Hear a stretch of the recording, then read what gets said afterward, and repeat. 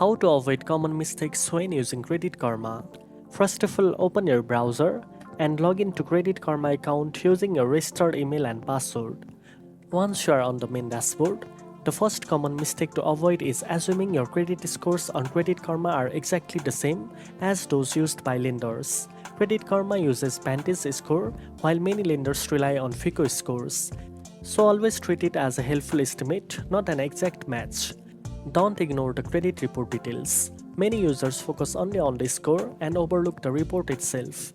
Make it a habit to review your TransUnion and Equifax reports for accuracy. This helps you spot errors or suspicious activity early. Another mistake is not checking your score regularly. Tracking your progress over time helps you stay on top of changes and take timely actions if needed. Also, avoid applying for too many credit offers at once, even if Credit Karma shows you have a good approval odds. Each hard inquiry can slightly lower your score, so always apply thoughtfully. Finally, don't overlook the recommendations and alert.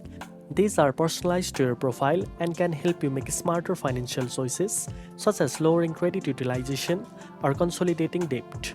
Now you know how to avoid common mistakes when using Credit Karma. If you found this video helpful, don't forget to like, share and subscribe for more financial tips. Thanks for watching and I'll see you in the next one.